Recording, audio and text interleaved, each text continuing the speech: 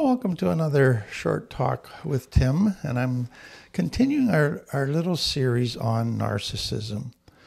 And what I want to do today is talk about the development of a narcissist.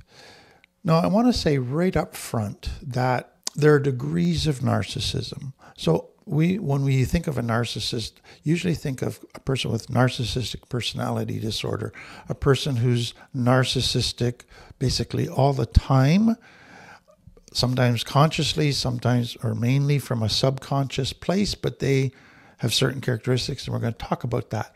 But what I want you to see is all of us have narcissistic tendencies. If we're in survival mode, if we're in our limbic brain, then we tend to behave in narcissistic behaviors. That doesn't make us a narcissist.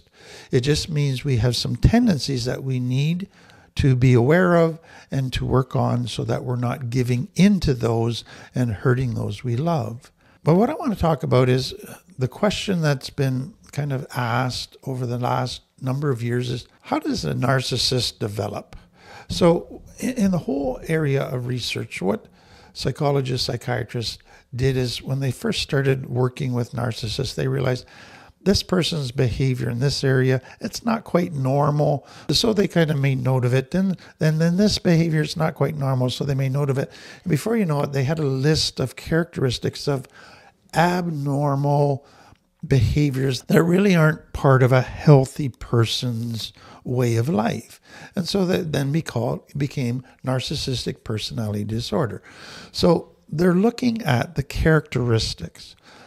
Nobody's figured out what's the cause. And so some people said, well, they must have been born that way. That's just how their brain is. That's a genetic thing, whatever. I think all of the people that maybe once said that, some might still kind of hold partly to that, but all have come, I think, to the point where they're saying there's an element of childhood trauma here. And I would, from where I sit, say that everybody with narcissistic personality disorder, so the extreme end of the spectrum, has childhood trauma. And I want to explain why that sets up the characteristics. So if you look at extreme trauma, so extreme abuse, extreme neglect, so extreme criticism, violence, punishment, embarrassment, humiliation, shaming, deprivation, all of those things. What comes out of that? There's two key things to understand. Number one, deep shame. So a child from their perspective begins to conclude that the reason they're being so extremely abused and neglected and abandoned and mistreated must be because it's their fault. They must be a terrible person. They must have zero value, must not be lovable at all. And so they develop this core belief that they are a zero. They are less than a zero. They are a terrible person. But nobody can live with the pain of that belief. It's too painful. So they go to two ways to respond to that belief. So they go to denial. They push it to their subconscious and deny it. So they're not even aware that they believe that. But then they also go to the second thing, which is compensation. They will try to prove themselves to be better than everybody, that they're superior to everybody. And their whole way of life is using externals, money, brains, possessions, to prove they're superior to everybody. And that becomes their whole focus. Part of what they do with that is to acquire mirrors or other people who will reflect back to them how wonderful they are.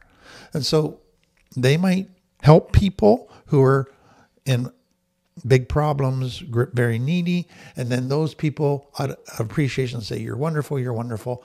And that helps them feel a compensation. Yeah, see, that proves I'm great, I'm great, I'm great. Or they might have people that they just sense are weak and they bully them and control them. And those people keep giving them deference, keep doing what they want, keep saying what they want, kind of stooges. And then that feeds that deep hunger for them to be able to feel they're better than everybody. So that shame piece is central. That shame piece is core to understanding a narcissist, and it comes out of intense trauma. But the second piece in understanding narcissism and extreme trauma is understanding what the child had to do to survive. And we have come to call this soul murder. So they had to shut down or kill parts of their soul that they thought made them weak. So a child is getting neglected and abused, abandoned, punished. They're getting pain on pain on pain, and they're trying to figure out how to stop the pain. And so they begin to shut down the things that they think make them vulnerable to being hurt, that make them weak, that make them get pain. So they're told you're too sensitive, so they shut down sensitivity. They're told you get angry too easily, you're too sad. So they go, emotions are bad. Emotions make you weak. If you show emotions, people then take advantage of you, and they shut down emotions. And then you're too caring, you're too loving. And if you care about people, then it hurts if you lose them. So let's not care about anything. Let's not love anything, because that makes you vulnerable to get hurt. Then they shut down their conscience. Then they shut down trusting others. They shut down being open. They shut down being authentic. They shut down being honest. All of those things in their mind are bad things that make them weak, that cause others to be able to take advantage of them and hurt them. And so what I want you to see is they are shutting down many, many parts of key things that make us human. They are shutting down key parts of healthy relationships. So now they don't have empathy, they don't have a conscience, they don't know how to love, they don't know how to trust, they don't share emotions, they don't connect, they're not authentic. All of those things are gone. And so what are the results of that deep shame and the soul murder? There's really three key results to understand. So number one, when you have shut down so many internal systems, those internal systems, connection, emotions, trust, all of those are what leads to intimacy, joy. When you shut that down, you feel a deep emptiness inside, a numbness inside. And now a person who's murdered their soul has this deep, dark hole and emptiness. And that's essential in understanding a narcissist. But they also have a deep anger inside because they have been treated so unfairly, so unjustly, so cruelly, but they've not been able to express the anger or resolve it. And that anger is like lava in a volcano. It just simmers below the surface and it's always there. But then they've gone, because of neglect and abuse, for years without their basic emotional needs being met. Their need for validation, their need for connection and love and empathy. All of those things have not been met. And now they have a hyper thirst for those things. Their brain longs to have validation and respect and love. So if you look at those, that's what happens out of deep trauma. Now I want to take you to the DSM and look at the characteristics presented for narcissistic personality disorder. And what you will see is all 18 characteristics are basically symptoms of deep shame and soul murder. And that deep thirst for validation and love, that hyper need for validation and respect and love. So number one, they believe that they're special and unique and can be understood by only other people who are special and unique like them. And this is significant if you've been in a relationship with a narcissist, because if you confront them about something, they're going to say, well, you don't really understand me. Only special people understand me.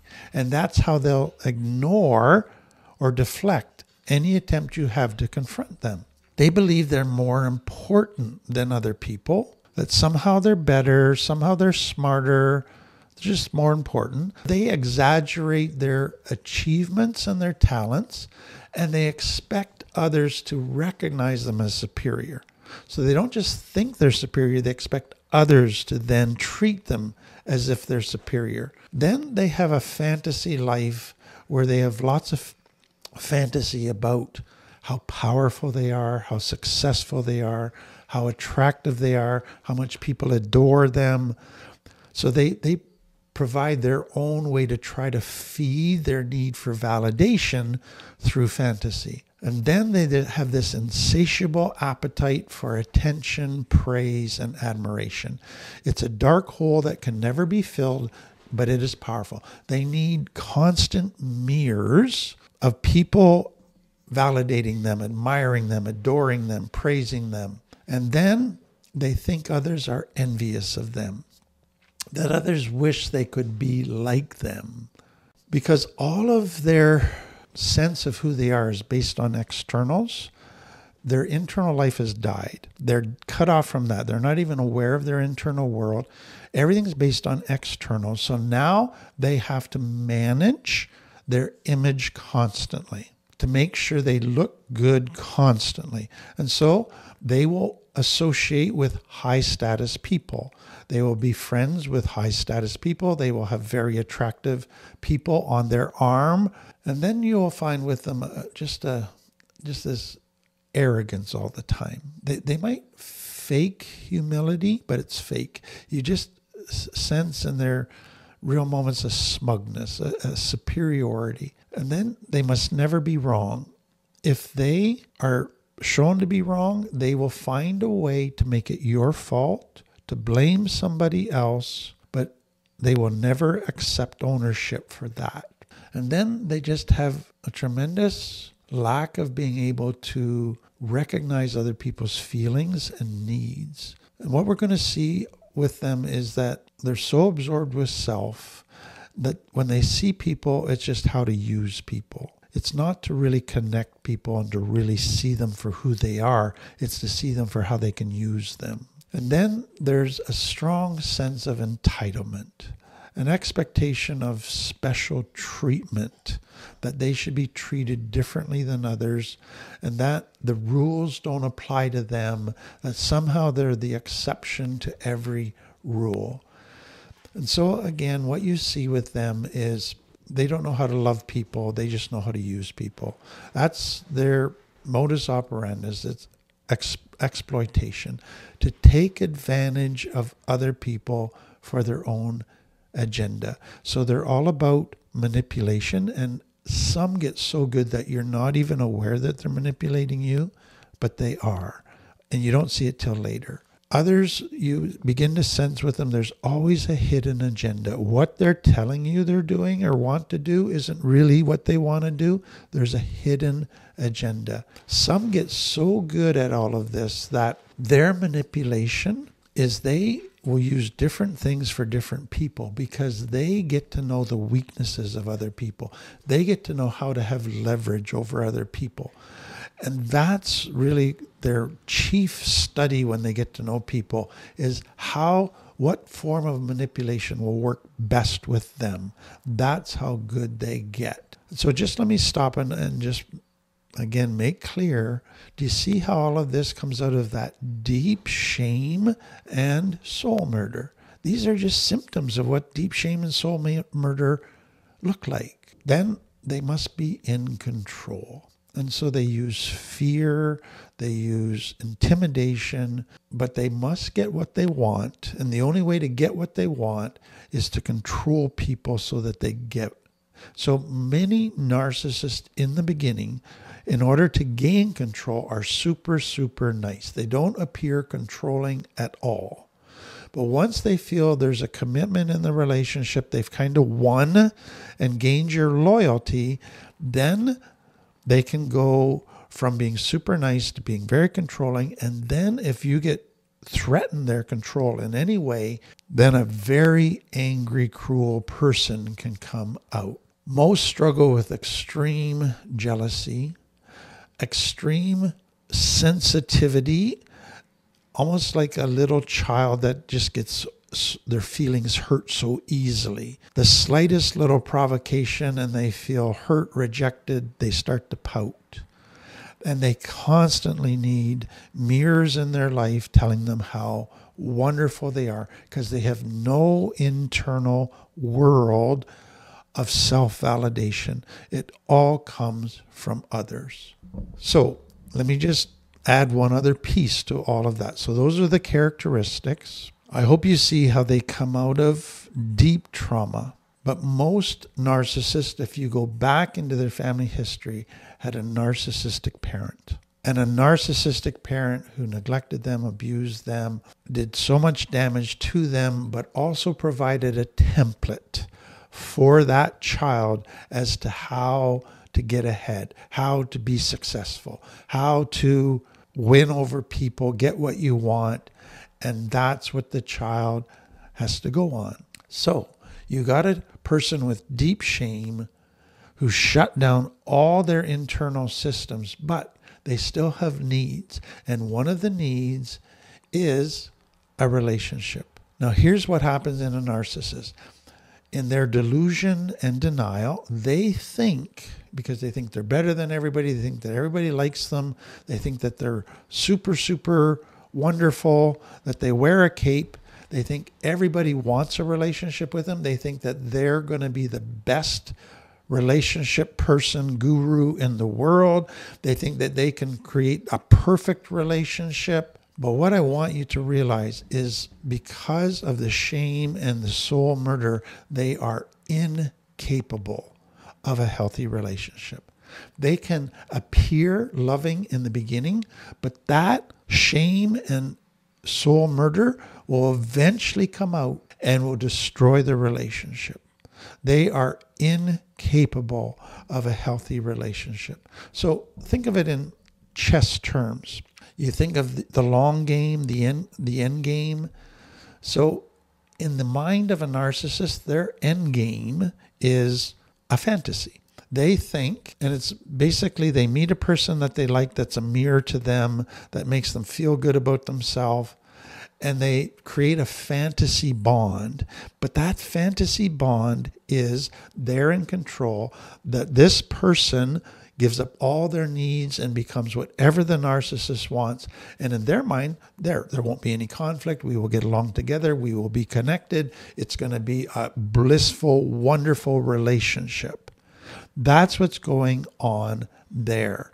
And so they do things initially that look like love, but they're motivated by not true love, because they've shut that down, but how do I get you to submit and surrender totally to me? So all of this stuff that looks like love is a form of manipulation and love bombing. And we're going to look at that next time. But that's what they do in the beginning. And it's all to gain power and control. It's not to result in connection. It's not to result in true intimacy. It's to gain power and control, because that's what they think will lead to a blissful relationship. So that's what they think their end game is. But what's the true end game that develops? So it starts out looking wonderful. All of that shame, soul murder begins. It's never been dealt with. It begins to take over. And before you know it, they hate themselves. They hate everybody. They look down on everybody because they got to be better than everybody. They lash out at anybody that doesn't give them what they want. And they begin to destroy the relationship. And more cruelty happens. And they begin to demean and diminish and destroy their partner as a way to try to prove they're better. And that happens over and over again. So where does an extreme narcissist come from? They weren't just born that way. Nobody's born that way. That's the result of extreme trauma that then required extreme survival skills, that then pushed everything into the subconscious as a way to survive. And then you get all of the narcissistic stuff. So next time I want to go into what are their playbook looks like in relationships. So thanks again. Hope this was helpful. If it was, like, subscribe, comment. Have a great day.